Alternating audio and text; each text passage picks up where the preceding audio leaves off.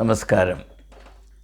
Orthodox സഭയിലെ ഒരു അച്ഛൻ, വികാരി അല്ലെങ്കിൽ കത്തനാർ ഫാദർ ഷൈജു കുര്യൻ BJPയിൽ ചേർന്നു. ആ ചടങ്ങിൽ അദ്ദേഹത്തിൻ്റെ തിരുമേനി തന്നെ കാർമ്മികത്വം വഹിച്ചു എന്ന വാർത്ത കേരളത്തിൽ പലരെയും നന്നേ അലട്ടുന്നുണ്ട്. അതിനെപ്പറ്റി തീവ്രമായ ചർച്ചകൾ പാത്തും പതുങ്ങിയും ചിലയിടങ്ങളിൽ പബ്ലിക്കായും നടക്കുന്നു. ഇതിനെപ്പറ്റി നാം ഏത് വീക്ഷണമാണ് സ്വീകരിക്കേണ്ടത് എന്നത് ചിന്തിക്കുവാൻ താല്പര്യമുള്ളതുകൊണ്ട് യാഥാർത്ഥ്യബോധം വളർത്തുവാൻ കൂട്ടാക്കുന്നവരായ എ ടെമ്പിൾ ഓഫ് തോട്ട്സ് എന്ന യൂട്യൂബ് ചാനലിൽ സഹയാത്രികരായി കഴിയുന്ന എൻ്റെ പ്രിയ സുഹൃത്തുക്കൾക്ക് താല്പര്യം ഉണ്ടെന്ന് മാത്രമല്ല, അത് അനിവാര്യമായ ഒരു കടമയാണ് എന്ന് കരുതുവാൻ സാധ്യതയുള്ളതുകൊണ്ട് വളരെ ഹ്രസ്വമായി അത് സംബന്ധമായ ചില ചിന്തകൾ നിങ്ങൾ തുടർന്ന് ചിന്തിക്കേണ്ടതിന് വേണ്ടി മാത്രം ഈ വീഡിയോയിൽ കൂടെ നിങ്ങളുമായി പങ്കിടുകയാണ്. ആദ്യമായി എനിക്ക് പറയാനുള്ളത്, ഫാദർ ഷൈജു കുര്യൻ ഇപ്രകാരം ഒരു ചുവട് വയ്ക്കുന്നതിൽ, ഇപ്രകാരം ഒരു തീരുമാനമെടുത്തതിൽ എനിക്ക് അല്പം പോലും അതിശയമില്ല. മറ്റുള്ളവർക്ക് എന്താണ് ഇത് വലിയ അത്ഭുതം ഉളവാക്കുന്നത് എന്ന് മനസ്സിലാക്കാൻ എനിക്ക് കഴിയുന്നില്ല. ഇത് ഫാദർ ഷൈജു ന്യായമായും എടുക്കേണ്ട ഒരു ചുവട് തന്നെയാണ്. അതിൻ്റെ വ്യക്തിപരമായ വശങ്ങളിലേക്ക് ഞാൻ പോകുന്നില്ല. ഞാനൊരു മാധ്യമപ്രവർത്തകനല്ലാത്തതുകൊണ്ടും സെൻസേഷണലായിട്ടുള്ള കാര്യങ്ങൾ പരാമർശിച്ച് ഈ ചാനലിലേക്ക് ആരെയും ആകർഷിക്കാൻ അല്പം പോലും എനിക്ക് താല്പര്യമില്ലാത്തതുകൊണ്ടും സാധാരണ യൂട്യൂബ് ചാനലിൽ കിട്ടുന്ന ജ്യൂസി മെറ്റീരിയൽ ഇവിടെ ഉൾപ്പെടുത്തേണ്ട കാര്യമില്ല എന്ന് ദൃഢമായി വിശ്വസിക്കുന്ന വ്യക്തി ആയതുകൊണ്ട് ക്ഷമിക്കണം, അദ്ദേഹത്തിന് ഇപ്രകാരമുള്ള ഒരു ചുവട് വെക്കുവാൻ ഇടയാക്കിയ സമ്മർദ്ദങ്ങൾ എന്ത് എന്ന് അത് പരക്കെ അറിയാവുന്നത് കൊണ്ട് ഞാനത് ആവർത്തിക്കേണ്ട കാര്യമില്ല. അങ്ങനെയുള്ള കാര്യങ്ങൾ ആവർത്തിക്കാൻ താല്പര്യം എനിക്കില്ല. അത് കേൾക്കാൻ നിങ്ങൾക്ക് താല്പര്യമില്ല എന്നാണ് ഞാൻ വിചാരിക്കുന്നത്. നിങ്ങളുടെ സന്മനസ്സിനെ ഞാൻ ബഹുമാനിക്കുന്നത് കൊണ്ട് ഞാൻ അപ്രകാരം വിചാരിക്കാം. എന്നാൽ വ്യക്തിപരമായ സമ്മർദ്ദമില്ലെങ്കിൽ തന്നെയും അദ്ദേഹം അങ്ങനെ ഒരു ചുവട് വച്ചതിൽ എനിക്ക് അത്ഭുതമില്ല. അത് സംഭവിക്കേണ്ടത് തന്നെയാണ്. അതിന് അദ്ദേഹത്തിൻ്റെ തിരുമേനിയിൽ നിന്ന് വേണ്ട പ്രോത്സാഹനം ലഭിച്ചതും ന്യായമാണ്, യുക്തമാണ്. കാരണം ഫാദർ ഷൈജു എടുത്തത് വളരെ സുപ്രധാനമായ ഒരു തീരുമാനമാണ്. ഇപ്രകാരമുള്ള വളരെ അർത്ഥഗാംഭീര്യമായ അല്ലെങ്കിൽ യാഥാർത്ഥ്യങ്ങളുടെ നിജസ്ഥിതി വിളിച്ച് അറിയിക്കുന്ന തീരുമാനങ്ങൾ ഒരു വ്യക്തി എടുക്കുമ്പോൾ അത് ആ വ്യക്തിയും അദ്ദേഹം പ്രതിനിധാനം ചെയ്യുന്ന സഭയെന്ന് പറയുന്ന ഈ സംഘടനയും ഏതവസ്ഥയിലായിരിക്കുന്നു, അതിൻ്റെ ദർശനം എന്താണ്, അതിൻ്റെ നിജസ്ഥിതി എന്താണ്, അതിൻ്റെ യഥാർത്ഥത്തിലുള്ള വിശ്വാസ പ്രമാണം എന്താണ്, അതെന്തിനു വേണ്ടി നിലനിൽക്കുന്നു, അതിൻ്റെ ധാർമ്മിക ബോധം എന്താണ്, അതിന് മനുഷ്യത്വത്തെ പറ്റിയുള്ള കാഴ്ചപ്പാട് എന്താണ്, പ്രതിഷ്ഠ എന്താണ്, പിന്നെ യേശുവിനെ പറ്റിയുള്ള കാഴ്ചപ്പാട് എന്താണ് എന്നൊന്നും ഞാൻ ചോദിക്കാൻ ഈ തരുണത്തിൽ മുതിരുന്നില്ല. കാരണം അങ്ങനെയുള്ള ചോദ്യങ്ങൾ അപ്രസക്തമായിട്ട് നാളേറെയായി. അതുകൊണ്ട് ഞാൻ ആ ഒരു തലത്തിലേക്ക് കടന്ന ചോദ്യങ്ങൾ ചോദിക്കുവാൻ ഇപ്പോൾ തുനിയുന്നില്ല. അപ്പോൾ ഇദ്ദേഹം ഈ നിലപാടെടുത്തത് ഞാൻ അതിനെ കാണുന്നത് ഓർത്തഡോക്സ് സഭ കോടതി വിധിയിൽ കൂടെ യാക്കോബ സഭയുടെ 1000-ൽ പരം പള്ളികളും അതിനോടനുബന്ധിച്ച വസ്തുവും സ്ഥാപനങ്ങളും നിർദാക്ഷിണ്യം പിടിച്ചടക്കുവാൻ യാതൊരു മടിയുമില്ലാതെ മനസാക്ഷിക്ക് പോറൽ പോലും ഏൽക്കാതെ സാമാന്യ ബുദ്ധിയുള്ള അല്പം നീതിബോധമുള്ള ക്രിസ്ത്യാനിയെയും അക്രൈസ്തവനെയും ആകമാനം അമ്പരപ്പിച്ചുകൊണ്ട് ഒരു നിലപാടെടുത്തു. അതിനേക്കാൾ ഘോരമായ ഒരു തീരുമാനം എടുക്കുവാൻ ആർക്കും സാധ്യമല്ല. അതിനെ അപേക്ഷിച്ച് നോക്കുമ്പോൾ ഫാദർ ഷൈജു മാത്രമല്ല, ഓർത്തഡോക്സ് സഭയിലെ എല്ലാ അച്ഛന്മാരും എല്ലാ മെത്രാന്മാരും BJPയിൽ ചേരുന്നത് വളരെ തുച്ഛമായൊരു കാര്യമാണ് എന്നാണ് ഞാൻ മനസ്സിലാക്കുന്നത്. മാത്രവുമല്ല, ഇപ്രകാരം സഹോദരി സഭയുടെ സ്വത്ത് ആരാധനാലയങ്ങൾ അവരുടെ അസ്തിത്വം തന്നെ അപഹരിക്കുന്നതിൽ അഭിമാനം കാണുന്ന ഒരു സഭ, അല്ലെങ്കിൽ അതിൽ പ്രവർത്തിക്കുന്ന കാസൊക്കെ ഇട്ടുകൊണ്ട് നടക്കുന്ന ആളുകൾ, അവർക്ക് കാര്യസാധ്യത്തിന് ഏത് അതിരുവരെയും പോകാനുള്ള ഒരു തൻ്റെ ഇടമുണ്ട്. അതാണ് അവരുടെ പൊതുവായ സംസ്കാരം എന്നത് തെളിയിച്ചു കഴിഞ്ഞിരിക്കെ, അങ്ങനെയുള്ള നിലപാടുകൾ എടുക്കുമ്പോൾ തീർച്ചയായും സംഭവിക്കാമെന്ന് എല്ലാവർക്കും അറിയാവുന്ന ഭീമവും ഭീകരവുമായ ധാർമ്മിക ഇടിവ്, അതിൽ കൂടെ സംഭവിക്കാവുന്ന പരിഭ്രമങ്ങൾ, ഇവയ്ക്ക് പരിഹാരം കണ്ടെത്തേണ്ട ആവശ്യമുണ്ട്. ഞാൻ 3 വർഷത്തിന് മുൻപ് ചെയ്തൊരു വീഡിയോയിൽ സുപ്രീം കോടതിയിൽ കൂടെ ഓർത്തഡോക്സ് സഭ നേടിയ ഈ വലിയ വിജയം ആ സഭയുടെ ആധ്യാത്മികവും ധാർമ്മികവുമായ തകർച്ചയുടെ ഏറ്റവും ഭീകരമായ അവസ്ഥയിൽ അതിനെ എത്തിക്കും എന്ന് പറഞ്ഞത് ആ വീഡിയോ കണ്ടിട്ടുള്ളവർ ഈ തരുണത്തിൽ ഓർക്കുമെന്നാണ് എൻ്റെ പ്രതീക്ഷ.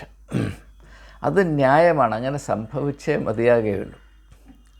നാം മനസ്സിലാക്കേണ്ടത്, ഇത് നമ്മെ എവരെയും ചിന്തിക്കുവാൻ പ്രേരിപ്പിക്കുന്ന ഒരു വിഷയമായതുകൊണ്ട് മാത്രമാണ് ഞാനിത് കൈകാര്യം ചെയ്യുന്നത്. നമുക്കിതുമൂലം ചിന്തിക്കണം. ഓരോ സംഭവം നടക്കുമ്പോഴും നമ്മെ സംബന്ധിച്ചിടത്തോളം അത് കൂടുതൽ ചിന്തിക്കുവാനും നമ്മുടെ യാഥാർത്ഥ്യ ബോധത്തെ വളർത്തുവാനും നമ്മെ സഹായിക്കുന്ന കരുക്കളാണ്, അല്ലെങ്കിൽ ഉപകരണങ്ങളാണ്, അല്ലെങ്കിൽ റോ മെറ്റീരിയലാണ് എന്ന ഒരു ധാരണയാണ്. നിങ്ങളും അപ്രകാരം തന്നെ ചിന്തിക്കും, അതങ്ങനെ പ്രയോജനപ്പെടുത്തുമെന്നാണ് എൻ്റെ പ്രതീക്ഷ.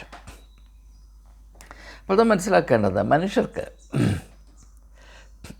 ആശ്രയബോധത്തോടെ ജീവിക്കേണ്ട ആവശ്യം വരും. ആശ്രയബോധമില്ലാതെയും ജീവിക്കാം, ആശ്രയബോധത്തോടും കൂടെ ജീവിക്കാം. എപ്പോഴാണ് ആശ്രയബോധത്തോടുകൂടെ ജീവിക്കേണ്ട ആവശ്യമില്ലാതെ വരുന്നത്? ഇത് ആ ചോദ്യത്തിന് ഉത്തരം പരിഗണിക്കുന്നതിന് മുൻപ് ഞാൻ പൊതുവായ ഒരു പ്രസ്താവന നടത്തിക്കൊള്ളട്ടെ. ഞാനതിന് മുൻപ് പറഞ്ഞിട്ടുള്ളതുപോലെ പുരോഹിതരുടെ അവസ്ഥ വളരെ പരിതാപകരമാണ്. അവർ ആശ്രിതരാണ്. സാധാരണ ജീവിതത്തിൽ വീട്ടിലെ വേലക്കാർക്ക് ഏത് സ്ഥാനമാണോ ഉള്ളത്, അതിനോട് സമമായ സ്ഥാനമാണ് പുരോഹിതന്മാർക്ക് മതസംവിധാനത്തിലുള്ളത്. അത് ഞാൻ വിശദീകരിക്കുന്നില്ല, സമയം നഷ്ടപ്പെട്ടു പോകുമെന്നതുകൊണ്ട് തന്നെ. അതുകൊണ്ട് ഒരു പുരോഹിതനിൽ ഏറ്റവും വളർന്നു നിൽക്കുന്നത് ആശ്രയബോധമാണ്. അവന് ഒരു യജമാനൻ വേണം. അപ്പോൾ ദൈവത്തെ ആശ്രയിക്കുക എന്ന പരിപാടി പൗരോഹിത്യത്തിൽ ഒരിക്കലും നിലനിൽക്കുകയില്ല എന്നത് ഞാൻ സത്യമായി നിങ്ങളോട് പറയട്ടെ. ഞാനിതിന് മുമ്പ് ഇത് പറയുമ്പോഴൊക്കെ ആളുകൾ വളരെ കലുഷമായി എന്നോട് ഞാൻ അസത്യം പറയുന്നു, അല്ലെങ്കിൽ പുരോഹിതന്മാരെ അപമാനിക്കാൻ ഇറങ്ങി തിരിച്ചിരിക്കുന്നു എന്ന ധാരണയാണ്. അത് അങ്ങനെ പ്രകാരം ചിന്തിക്കുന്നവർക്ക് ഗ്രൗണ്ട് റിയാലിറ്റിയോട് ബന്ധമില്ലാത്തതുകൊണ്ടും യാഥാർത്ഥ്യബോധം നന്നേ കുറവായതുകൊണ്ടുമാണ്. അപ്പോൾ പുരോഹിതന്മാർ സഭയെന്ന് പറയുന്ന ഈ ഒരു ചട്ടക്കൂടിനുള്ളിൽ അതിൽ ചക്രവർത്തിമാരെ പോലെ വിലസുന്ന മെത്രാന്മാരുടെ നല്ല വേഷഗുണമുള്ള ആശ്രിതരാണ്. പണ്ടൊക്കെ ഇംഗ്ലണ്ടിലൊക്കെ ലോകത്തെമ്പാടും ഭാരതത്തിൽ പോലും രാജാക്കന്മാരുടെയും പ്രഭുക്കന്മാരുടെയും ഒക്കെ ദാസ്യവേല ചെയ്യുന്ന ആളുകൾക്ക് അവരുടേതായ യൂണിഫോം ലിവറി എന്നാണ് കറക്റ്റ് വേർഡ്, ലിവറി. അപ്പോൾ അവരെ ലിവറീഡ് സെർവൻസ് എന്നാണ് വിളിക്കുന്നത്. അവർ ഉദാഹരണമായിട്ട് നിങ്ങൾ ശ്രദ്ധിച്ചിട്ടുണ്ടാകും, ഈ തലയിലിങ്ങനെ തലപ്പാവ് വെച്ചാണ് കാപ്പിയും ചായയൊക്കെ കൊണ്ട് കൊടുക്കേണ്ടത്.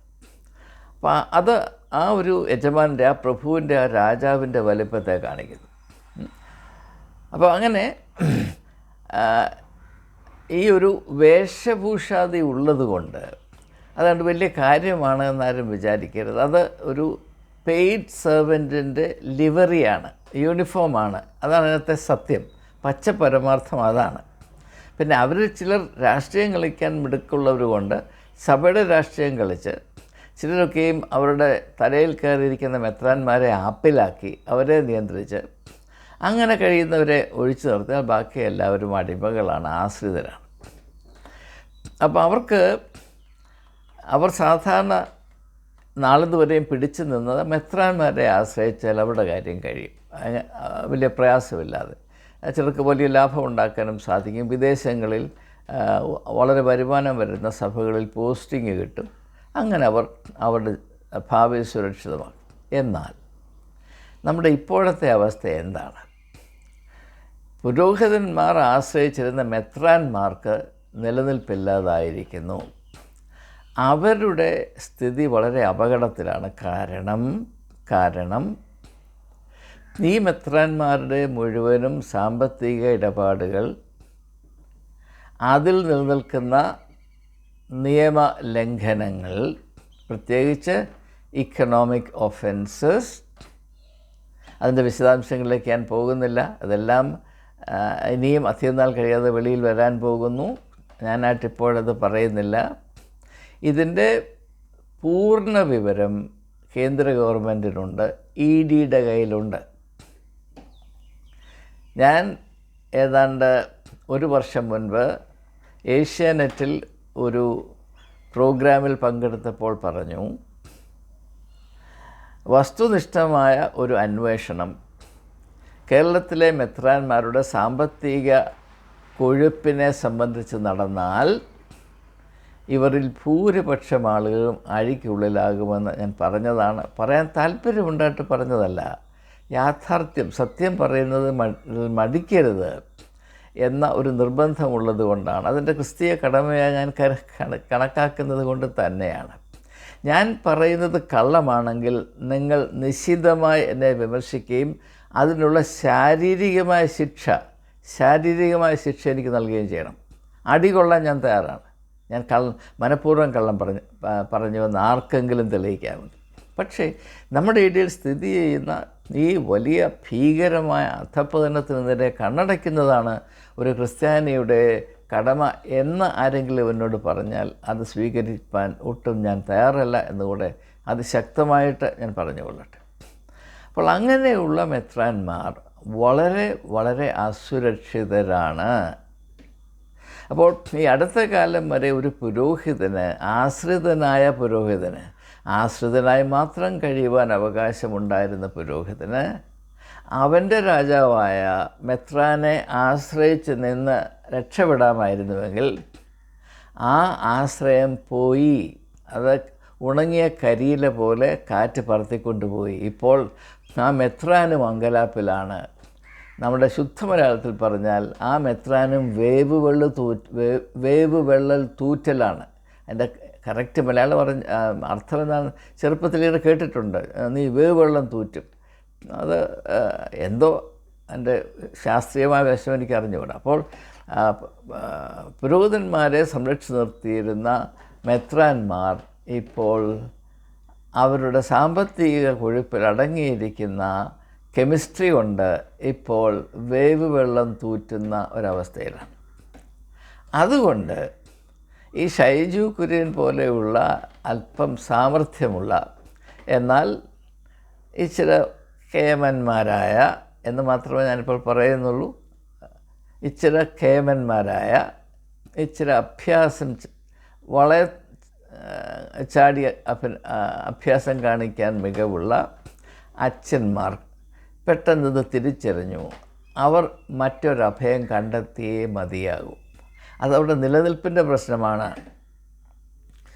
ഒരു കടങ്കഥയെ ആശ്രയിച്ചുകൊണ്ട് ആർക്കും, പ്രത്യേകിച്ച് അപകടത്തിൻ്റെ വക്കിലിരിക്കുന്ന വ്യക്തികൾക്ക്, മൺമറഞ്ഞു പോയ ഒരു അധികാരം, എൻ്റെ മെത്രാൻ്റെ അധികാരം എല്ലാറ്റിനും മതിയായതാണ് എന്ന് വിശ്വസിച്ചിരുന്ന കാലം കഴിഞ്ഞു പോയി. മെത്രാൻ ഇപ്പോൾ അന്താളിപ്പിലാണ്. അതുകൊണ്ട് ഇനി അവിടെ ആശ്രയമില്ല. അതുകൊണ്ട് മറ്റൊരു അഭയം, മറ്റൊരു ആശ്രയം തേടേണ്ട ആവശ്യമുണ്ട്.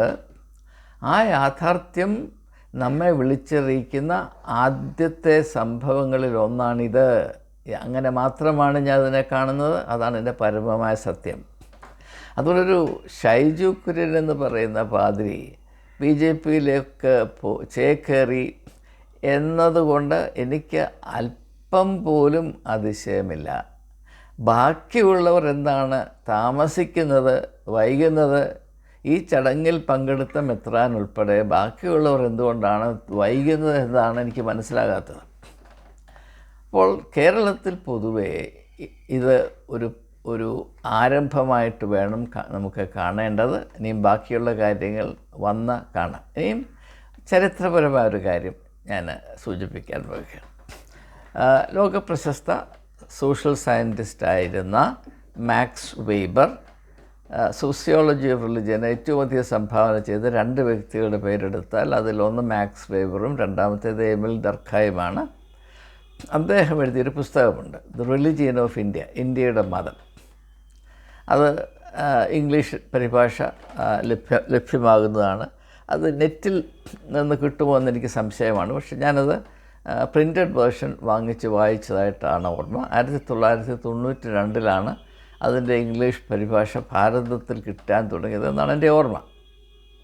ഞാൻ ആ കാലഘട്ടങ്ങളിലാണ് ഈ പുസ്തകം വായിക്കുന്നത്. അതിൽ അദ്ദേഹം പറയുന്നത്, ആര്യന്മാർ ഭാരതത്തിലേക്ക് കുടിയേറ്റം ചെയ്ത ശേഷം അവർ ഭാരതത്തെ പൊതുവെ കീഴടക്കി വന്നപ്പോൾ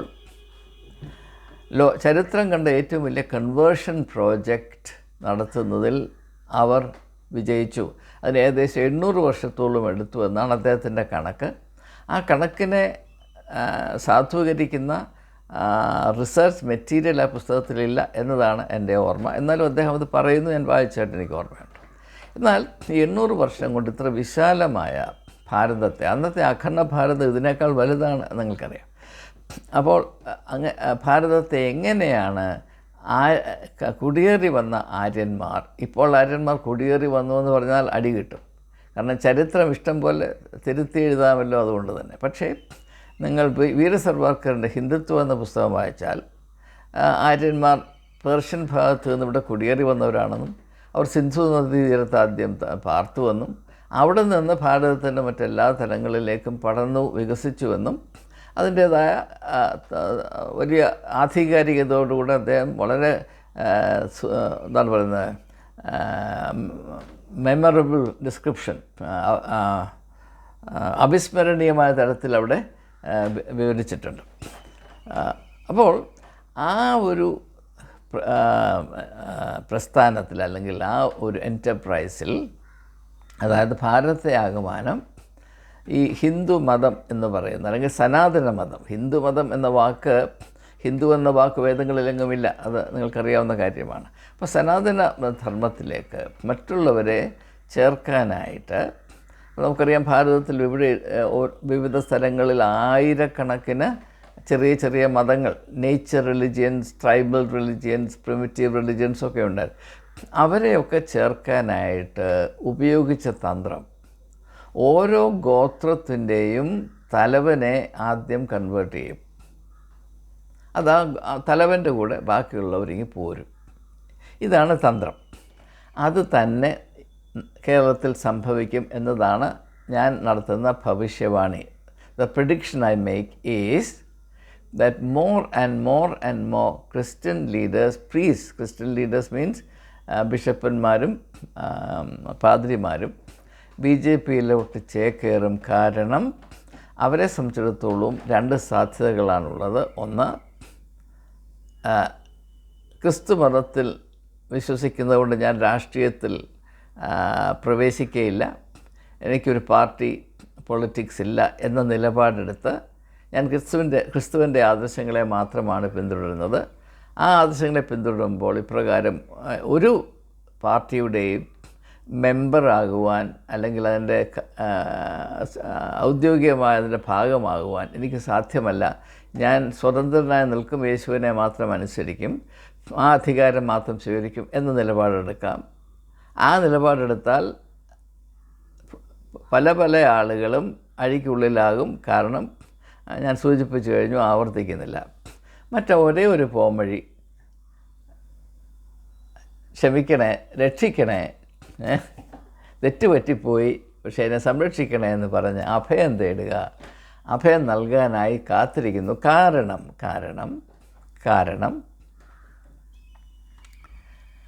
BJPയെ സംബന്ധിച്ചിടത്തോളം, സംഘ് പരിവാറിനെ സംബന്ധിച്ചിടത്തോളം അവരുടെ ഏറ്റവും വലിയ പ്രയോറിറ്റി കേരളത്തിൽ സ്ഥാനം ഉറപ്പിക്കുക എന്നുള്ളതാണ്.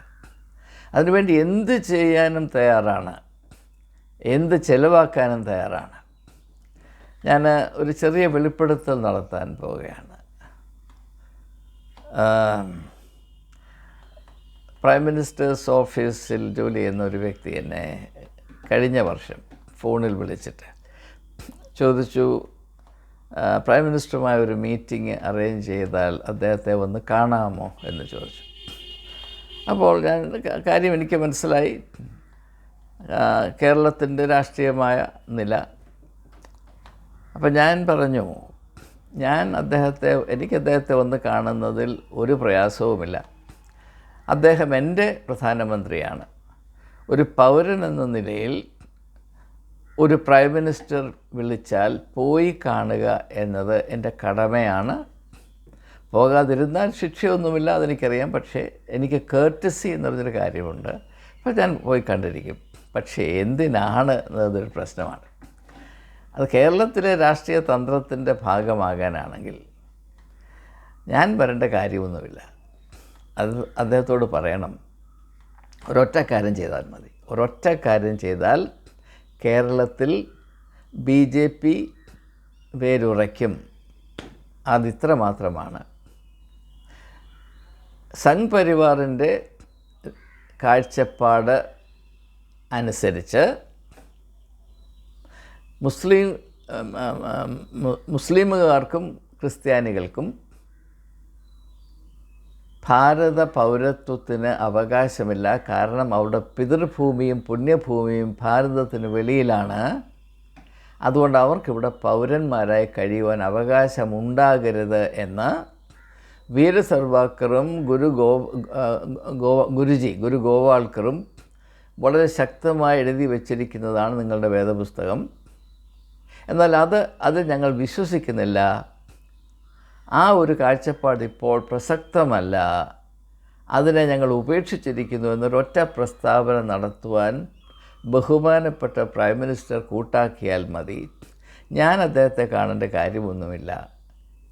എന്നാൽ ഈ ഒരു കാര്യം ചെയ്യാത്തിടത്തോളം കാലം ഞാൻ അവിടെ വന്ന് അദ്ദേഹത്തെ 1000 തവണ കണ്ടാലും ഒരു പ്രയോജനം ഉണ്ടാകുകയില്ല. കേരളത്തിലെ ജനം അറിവുള്ളവരാണ്, രാഷ്ട്രീയ പ്രബുദ്ധതയുള്ളവരാണ്.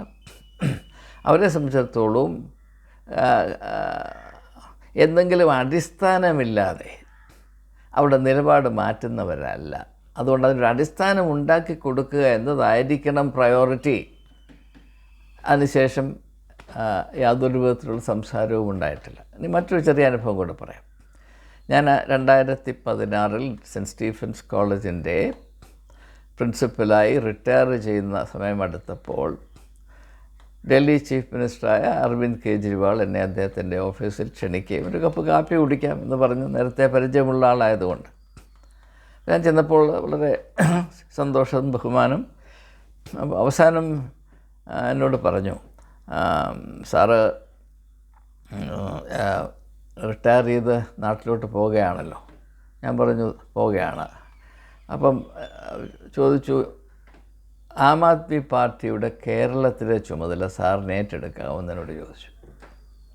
അപ്പോൾ ഞാൻ അദ്ദേഹത്തിനോട് പറഞ്ഞ മറുപടി, ഞാൻ എൻ്റെ വ്യക്തി സ്വാതന്ത്ര്യത്തെ എൻ്റെ ജീവനേക്കാൾ വിലമതിക്കുന്ന വ്യക്തിയാണ്. ഒരു പാർട്ടിയുടെ ഉള്ളിൽ നിന്ന് വ്യക്തി സ്വാതന്ത്ര്യം നിലനിർത്തുവാനോ ആത്മാഭിമാനമനുസരിച്ച് പ്രവർത്തിപ്പാനോ സാധ്യമല്ലാത്തതുകൊണ്ട് യാതൊരു പൊളിറ്റിക്കൽ പാർട്ടിയുടെയും അടുത്ത് പോലും വരുവാൻ എനിക്ക് താല്പര്യമില്ല എന്ന് പറഞ്ഞ് ഞാൻ ഒഴിഞ്ഞു മാറി. അതിനുശേഷം ഏതാണ്ട് 4 വർഷങ്ങൾക്ക് മുൻപ് കേരളത്തിൻ്റെ സെക്രട്ടറി ആയിരുന്ന ഒരു യുവാവ്, അദ്ദേഹത്തിൻ്റെ പേര് ഞാൻ പറയുന്നില്ല, ഒരു കുറഞ്ഞ പക്ഷം 10 തവണയെങ്കിലും ഫോണിൽ വിളിച്ച് ആം ആദ്മി പാർട്ടിക്ക് വളരെ താല്പര്യമാണ്, താങ്കൾ സ്റ്റേറ്റ് കൺവീനറാകണം. ഞാനത് പാടെ നിരസിക്കാനുണ്ടായത്. ഞാൻ പറഞ്ഞത്, എൻ്റെ നിലപാട് എനിക്ക് വ്യക്തമാകണം. എന്നെ സംബന്ധിച്ചിടത്തോളം കർത്താവായ യേശുക്രിസ്തുവിൻ്റെ വ്യക്തിത്വവും അവൻ്റെ ആത്മീയ ദർശനവും അവനിൽ കൂടെ ഞാൻ മനസ്സിലാക്കിയ മനുഷ്യ അന്തസ്സും അതിനപ്പുറത്ത് ഒന്നും ലോകത്തിലില്ല എന്ന് വിശ്വസിക്കുന്ന വ്യക്തിയാണ് ഞാൻ. അതുകൊണ്ട് അതിനെ പിന്തുടരുവാൻ എനിക്കുള്ള സ്വാതന്ത്ര്യത്തെ ഒരു കണിക പോലും കുറയ്ക്കുന്ന ഒരു സംവിധാനത്തിലും എനിക്ക് നിൽക്കുവാനോ അതിനോട് വിദൂരമായ ബന്ധം പാലിക്കുവാനോ താല്പര്യമില്ല എന്ന് മാത്രമല്ല, അതിനെനിക്ക് സ്വാതന്ത്ര്യമില്ല. അതുകൊണ്ടാണ് സഭയുടെ ചട്ടക്കൂടിൽ പോലും എനിക്ക് നിൽക്കാൻ കഴിയാത്തത്. കാരണം ഒരു സഭയുടെ ഉള്ളിലും ആത്മാവിലും സത്യത്തിലും യേശുവിനെ അറിഞ്ഞ് യേശുവിനെ അനുഗമിക്കാനുള്ള സ്വാതന്ത്ര്യം ആർക്കുമില്ല എന്നതാണ് യാഥാർത്ഥ്യം. പിന്നെ സഭ എന്ന് പറയുന്നത് ദൈവത്തെ ആശ്രയിച്ചല്ല, മാമോനെ മാത്രം ആശ്രയിച്ചാണ് സ്ഥിതി ചെയ്യുന്നത്. അതിൻ്റെ എല്ലാ പ്രകടനങ്ങളും നാം അനുദിനം കണ്ടുകൊണ്ടിരിക്കുകയാണ്. ആ മാമൻ സേവ നടത്തുന്നവർക്ക് മാത്രമേ ഇങ്ങനെ വലിയ ഊതി വീർപ്പിച്ച പണക്കൊഴുപ്പും കൊണ്ട് നടക്കാൻ സാധ്യമാകുകയുള്ളൂ. യേശുവിൻ്റെ എല്ലാ ആദർശങ്ങളെയും മൂല്യങ്ങളെയും പരസ്യമായി ഖണ്ഡിക്കുകയും അതിനനുസരിച്ച് ജീവിക്കുകയും ചെയ്യുന്നവർ യേശുവിൻ്റെ പ്രതിപുരുഷന്മാരാണെന്ന് പറയത്തക്ക മരമണ്ടന്മാരാണ് കേരളത്തിലെ ക്രിസ്ത്യാനികൾ. ആ ഒരു പ്രത്യേകമായ യോഗ്യത എനിക്ക് വേണ്ട. ഇത് നാം മനസ്സിലാക്കുക. അപ്പോൾ സഭയ്ക്കുള്ളിൽ വളരുന്ന ഒരു വ്യക്തി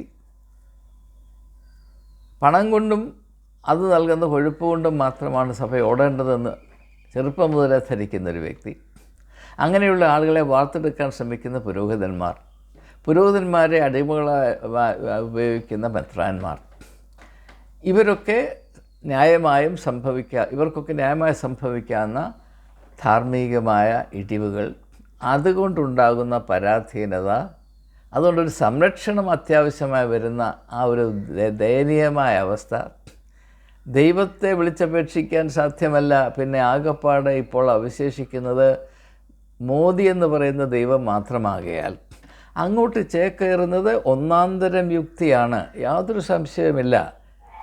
അപ്പോൾ ഷൈജു കുര്യൻ നല്ല യാഥാർത്ഥ്യബോധമുള്ള ഒരു വ്യക്തിയാണ്.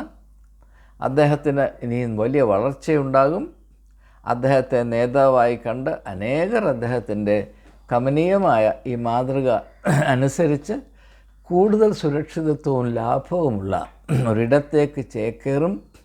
അങ്ങനെ സംഭവിക്കുന്നത് യുക്തവും ന്യായവും ഉചിതവുമാണ്. അത് കൂടുതൽ സത്യത്തിന് നിരക്കുന്നതാണ്. കപടഭക്തിയെ കൂടുതൽ എടുത്ത് കാണിക്കേണ്ട ആവശ്യം കുറയ്ക്കുന്നത് കൊണ്ട് അതിൽ കുറേ കൂടെ സത്യമുണ്ടായിരിക്കും എന്നതാണ് അതിൻ്റെ വിരോധാഭാസം. അപ്പോൾ ഈ ഒരു വിഷയത്തെപ്പറ്റി നമുക്ക് ചിന്തിക്കുകയും ഇത് ഇപ്പോൾ സ്ഥിതി ചെയ്യുന്ന ഗ്രൗണ്ട് റിയാലിറ്റീസിനെയും സഭയും സഭാ നേതൃത്വവും നമ്മുടെ ക്രിസ്തീയ സംസ്കാരവും ദർശനവും എവിടെ ആയിരിക്കുന്നു എന്ന് തിരിച്ചറിയുവാൻ നമ്മെ വളരെ വ്യക്തമായി സഹായിക്കുന്ന ഒരു ഒരു രാവിലെ കൂവുന്ന കോഴിയില്ലേ, അലാം, സൂര്യൻ ഉദിക്കാറായി എന്ന് വിളിച്ചറിയിക്കുന്ന കോഴി കൂവുന്നത് പോലെ ഇതൊരു മറ്റൊരു കോഴി കൂവലാണ്. ഇതാ മറ്റൊരു വ്യവസ്ഥിതി വരാറായി, അതിൻ്റെ നാൾ പിറക്കാറായി എന്നതിൻ്റെ ഒരു വേക്കപ്പ് കോൾ എന്ന് ഇംഗ്ലീഷിൽ പറയും. ഒരു വേക്കപ്പ് കോളായിട്ട് മാത്രമാണ് ഞാനിതിനെ കാണുന്നത്. ഞാൻ ആവർത്തിക്കട്ടെ, ഇങ്ങനെ സംഭവിച്ചതിൽ എനിക്ക് ഒരു കടുക് മണിയോളവും അതിശയമില്ല, നിരാശയില്ല. ഇങ്ങനെ സംഭവിക്കേണ്ടത് യുക്തവും ന്യായവും അനിവാര്യവുമാണ്. അത് തിരിച്ചറിഞ്ഞ് സ്വന്തം തൊലി രക്ഷിക്കാനായി സമർത്ഥമായൊരു നിലപാട് കണ്ടുപിടിക്കുകയും സധൈര്യം തൻ്റെ മെത്രാൻ്റെ തന്നെ കാർമ്മികത്വത്തിൽ അദ്ദേഹത്തിൻ്റെ അനുവാദത്തോടും അനുഗ്രഹത്തോടും ഇപ്രകാരം വളരെ സാമർഥ്യമുള്ള ലൗകികമായ മിടുക്കുള്ള അല്ലെങ്കിൽ കൂർമ്മബുദ്ധിയുള്ള ഈ ഒരു നിലപാടെടുത്ത് ഇപ്പോൾ ED പേടിക്കാതെ അല്ലെങ്കിൽ ആരെങ്കിലും ഒന്ന് അറസ്റ്റ് ചെയ്ത് കൊണ്ടുപോകുമോ എന്ന് പേടിക്കേണ്ട ആവശ്യമില്ലാതെ സമാധാനമായി കിടന്നുറങ്ങുവാനുള്ള മൗലികമായ അവകാശം അരക്കിട്ടുറപ്പിച്ച ഈ മാന്യപാതിരിക്കും അദ്ദേഹത്തെ പോലെയുള്ള അദ്ദേഹത്തിൻ്റെ കാലടികൾ പിന്തുടരുവാനായി വെമ്പൽ കൊള്ളുന്ന അനേക പാതിരികൾക്കും അവരെ പോലെ തന്നെയുള്ള മെത്രാന്മാർക്കും എൻ്റെ ഭാവുകങ്ങൾ അറിയിച്ചുകൊണ്ട് വാക്കുകൾ ഉപസംഹരിക്കുന്നു. എല്ലാവർക്കും ദൈവം സൽബുദ്ധി നൽകുമാറാകട്ടെ. സബ്കോ സന്മതി ദേ ഭഗവാൻ.